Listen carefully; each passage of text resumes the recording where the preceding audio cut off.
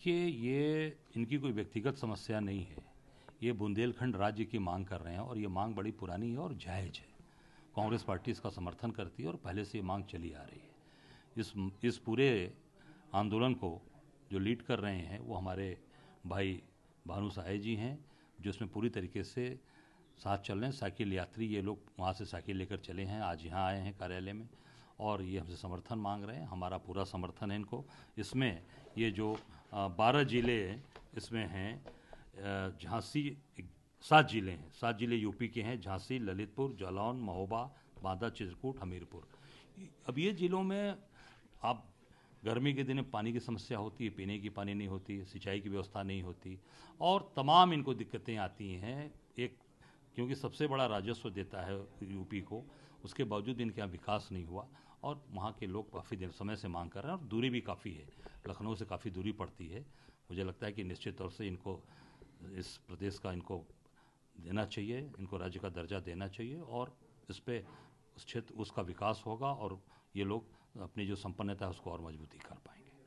Sir, कल जिस तरीके से अयोध्या में ऐतिहासिक ध्वजारोहण समारोह है और उसको लेकर के प्रधानमंत्री जी भी वहाँ पर पहुँच रहे हैं, इसको किस तरीके से? नहीं, निश्चित भगवान राम की पूजा हम सब लोग करते हैं और हम सब भगवान राम के उपासक हैं, पूजा करते हैं, पर जिस तरीके की सरकार मार्केटिंग कर रही है, जिस तरीके से एडवर्टाइज़ करती है, मुझे लगता है केवल और केवल ये धर्म के नाम पे लोगों को गुमराह कर रहे हैं।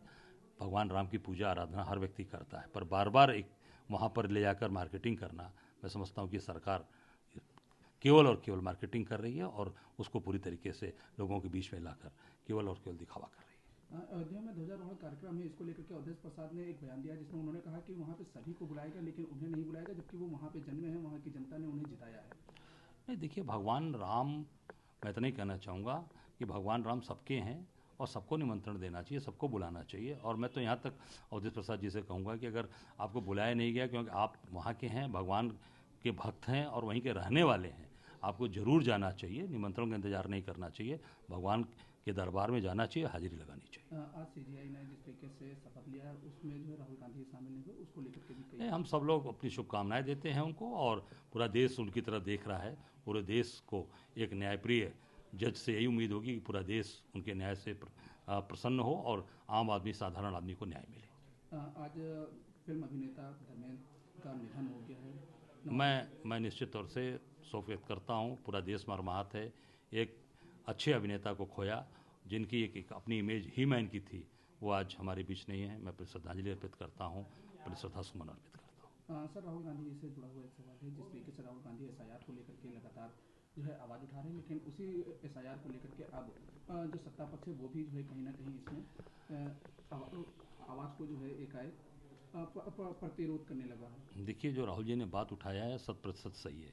उसका परिणाम आप देखिए, तमाम BLOs कोई नौकरी छोड़ रहा है, बहुत से BLOs एक्सपायर कर गए। अभी एक लखनऊ का प्रकरण आया है, जो विजय कुमार वर्मा नाम का BLO, वो अभी ब्रेन हेमरेज हो गया दबाव में, वो एक्सपायर कर गया। उसकी पत्नी ये संगीता वर्मा का वीडियो है।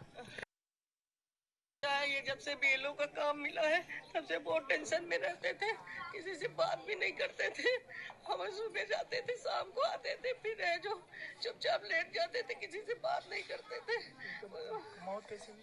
इनके है जो टेंशन की वजह से ब्रेन हेमरेज है जो अटैक। आप सोचो कि ब्रेन हेमरेज करी टेंशन से ब्रेन हेमरेज हो गया। तो राहुल जी ने जो बात कही वो सामने आ रही है। ये संगीता जी ने जो बात कही है, BLO की पत्नी ने कही कि टेंशन में रहते थे, जब से होते बात नहीं करते थे और टेंशन में ब्रेन हेमरेज हो गया। राहुल गांधी जी ने सही कहा, तत्काल चुनाव आयोग को इसको रोकना चाहिए और एक एक चीज़ों की समीक्षा करनी चाहिए। इतना जल्दबाजी का नहीं, समय देकर करिए, आगे बढ़ाइए। और इस तरीके के दबाव बन रहे हैं बेचारे साथ छोटे कर्मचारी। अब किस तरीके से कोई सुसाइड कर रहा है, कोई नौकरी छोड़ रहा है। एक महिला ने नौकरी छोड़ दिया, नोएडा में रिजाइन कर दिया, सरकारी टीचर ही छोड़ दिया। आज ये एक BLO हमारे बीच चला गया, एक हमारा गरीब आदमी, एक दलित समाज का एक व्यक्ति आज ये चला गया। आज उसकी पत्नी किस तरीके से, सोचिए, एक तो पति गया, पत्नी इस तरह से उसकी बेसुध हो गई है। क्या होगा उस परिवार का, समझ सकते हैं। मैं समझता हूँ कि निश्चित तौर से राहुल जी ने जो कहा 100% तत्काल चुनाव आयोग को इसको तुरंत बंद करना चाहिए, रोक लगाना चाहिए। ये तमाम ऐसी जो घटनाएं हो रही हैं उसे सीख लेना चाहिए। सर, आखिरी सवाल है असदुद्दीन ओवैसी से जुड़ते हुए, क्योंकि जिस तरीके से दिल्ली घटना हुई उसको लेकर के उन्होंने निंदा तो की, लेकिन उन्होंने साफ तौर से ये कहा जो मुस्लिम है मुस्लिम को जिस तरीके से देखा जा रहा है वो भी एक यहाँ पर आज़ादी के साथ सम्मानित रूप से रह सकते हैं भारत में।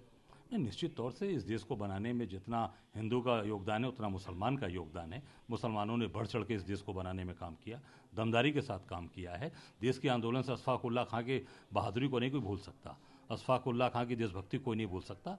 तो निश्चित तौर से सम्मान के साथ इस देश में पहले भी थे और आगे भी निश्चित तौर से मुस्लिम भाई हमारे जितने हैं उनका सम्मान होना चाहिए, उनको मिलना चाहिए। सर, नागरिकता से जुड़ा हुआ एक आखिरी सवाल है कि जिस तरीके कनाडा ने एक नागरिकता को लेकर के नया संशोधन किया है कि अगर वो कोई बच्चा भारत में भी जन्मा है तो उसको वहाँ की नागरिकता मिलेगी। इसको लेकर के भारत में अगर नागरिकता को लेकर के बात की है तो उसको किस तरीके से देखिए? अब देखिए, ये तो सरकार का काम है। मुझे लगता है सरकार को इस पर विशेष ध्यान देना चाहिए और उस तरीके से जिसमें लोगों को सुविधा मिल सके, देश के नागरिकों को काम करना चाहिए।